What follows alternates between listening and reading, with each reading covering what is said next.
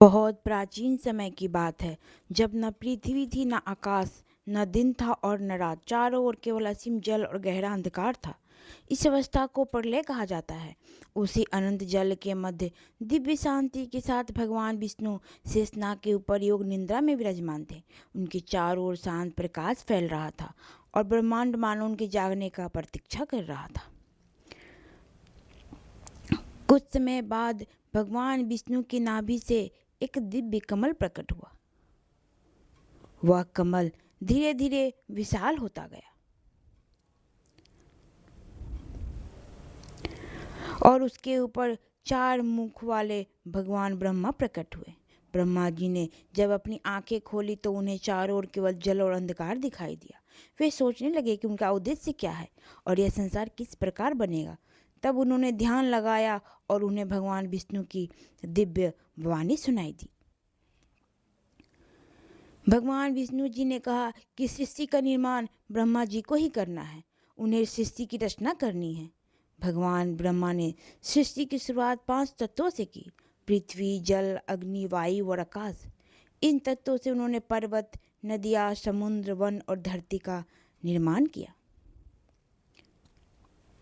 उसके बाद उन्होंने सूर्य और चंद्रमा की रचना की ताकि संसार में प्रकाश और समय का क्रम स्थापित हो सके। धीरे धीरे यह ब्रह्मांड आकार लेने लगा और जीवन के लिए उपयुक्त बन गया। सृष्टि के संतुलन के लिए भगवान शिव का प्राकट्य हुआ। शिव जी को संहार और परिवर्तन का देवता माना जाता है। उनका यह कार्य था कि जब संसार में अत्यधिक अधर्म या असंतुलन बढ़ जाए तब वे तांडव के माध्यम से असंतुलन को समाप्त कर दे और सृष्टि को फिर से संतुलित कर दे।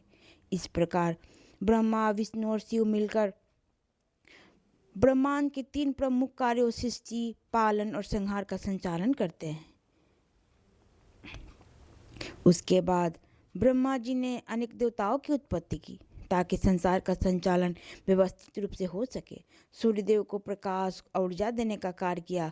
चंद्रदेव को शीतलता और समय के चक्र का संचालन सौंपा गया। इंद्रदेव को स्वर्ग और वर्षा के देवता बने। वरुण देव जल और समुद्र के स्वामी बने। अग्निदेव यज्ञ और अग्नि के देवता बने और वायुदेव समस्त प्राणियों को जीवन देने वाली हवा के देवता बने। सृष्टि में संतुलन और शक्ति बनाए रखने दिव्य देवियों का प्रकट हुआ। माता सरस्वती ज्ञान और विद्या की देवी बनी। माता लक्ष्मी समृद्धि और धन की देवी बनी। माता पार्वती या दुर्गा शक्ति रक्षा का प्रतीक बनी। इन देवी देवताओं के सहयोग से सृष्टि का संचालन और संतुलन स्थापित हुआ। अंत में भगवान ब्रह्मा ने मनु और शतरूपा को उत्पन्न किया, जिससे मानव जाति की शुरुआत हुई। मनुष्यों को धर्म, सत्य और कर्म के मार्ग पर चलने की शिक्षा दी गई। उन्हें यह समझाया गया कि संसार में हर कर्म का फल होता है और जीवन का उद्देश्य धर्म का पालन करना है।